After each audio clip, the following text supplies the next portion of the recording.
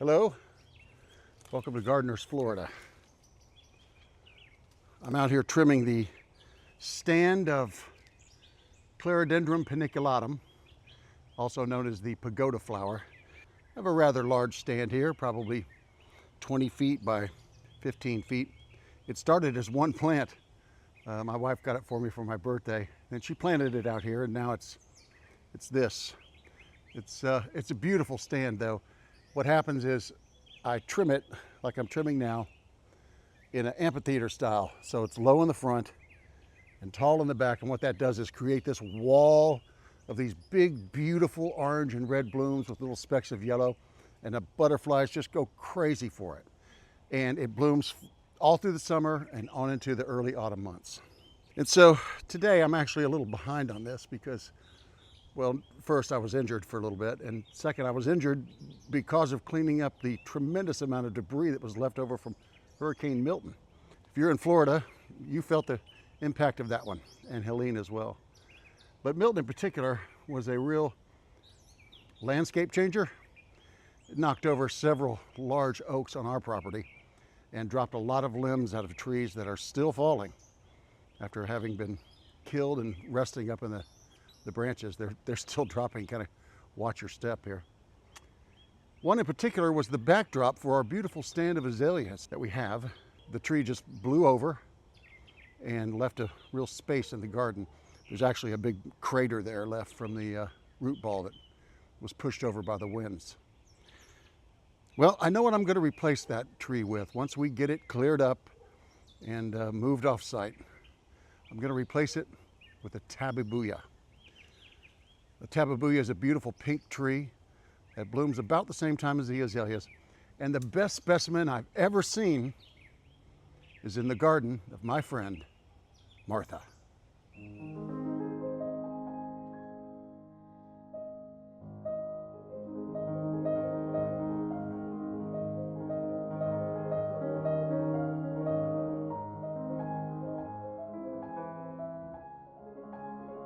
I bought it for another kind of plant. I did not know that it was a Tabebuia. I didn't know what a Tabebuia was. And it didn't bloom for a number of years. It just kept growing. But I don't know. It's just there for us to just absolutely marvel at God's grace.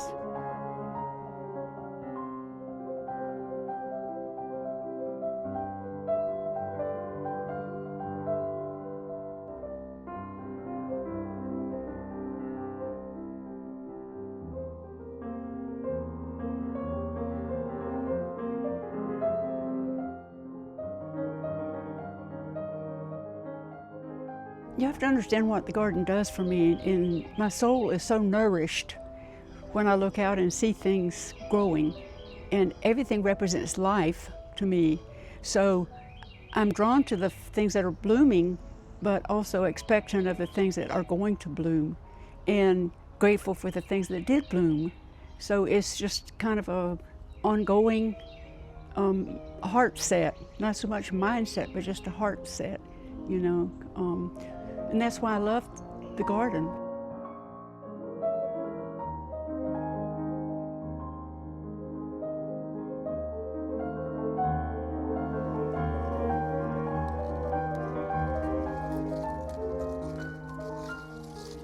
You can see inside it, Paul, how it opens and then it emerges to the second one.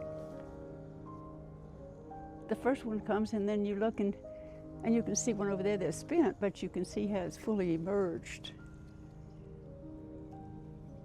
Isn't that unusual?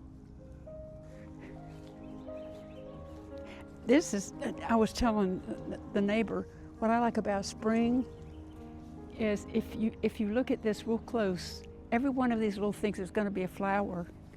And all these little, see all this cluster is just going to be white. These little tiny things are all going to be gardenias in about maybe 3 weeks, maybe not even that long. But the whole bush is just loaded. Out of my 86 years, I would say probably 30 I've been more focused on the outside. you know. The rest of the time I was busy with my husband's emerging education journeys and his building businesses and my kids' schooling and supporting them. We had this house built in '64, so it's 61 years this fall. I'm an old person, but I have a young gardener's heart. That's good, yeah. And there's just nothing like it. Paul, you'll definitely have to come back. These lilies here are what we call hybrids. And I guard them carefully because they're so unique. My mom and Mrs. Rogers worked in the school together, you know, PTA and things like that. But it wasn't until '88 when I moved next door that I really got to know both of them, and, you know, would do yard work for them occasionally. And then after a few years, I did all of the yard work for them. It's looking good though, Bill, isn't it? Yeah, when this thing's blooming, Paul, it's pretty incredible. Yeah. You have to smell this. Good. Yeah. I have a friend who had used a landscape architect. I had him come out and I told him what I liked. That's why you see a lot of plants by multiples like gardenias and crepes. And I told him I wanted something blooming throughout the year, different things. That was very helpful to me. Now, Bill and I have changed a lot of things since then. And I think the more I got into it, the more I realized I really, that was my passion.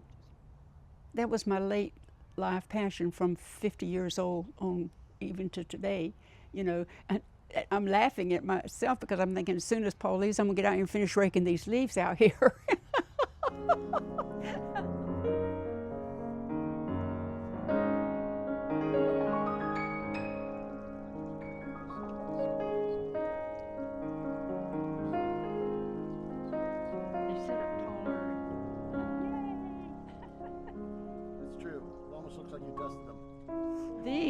This is what I wanted you to see, Paul. This is called a nun's cap orchid. I'm sorry, it's almost opening, but it's not quite open yet. And it starts from the bottom up. That one will be open probably in a couple of days.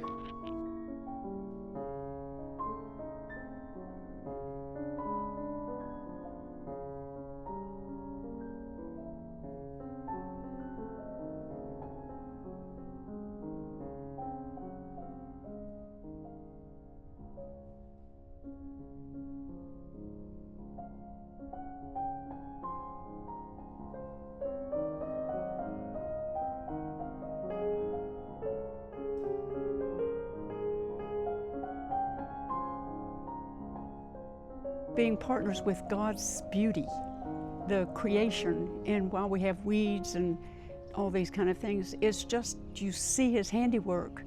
And that's why I love being outside too, is that I think it's easier to know His presence as I see things, just like the budding gardenias, for example. I think, God, you're so good. You're just so good.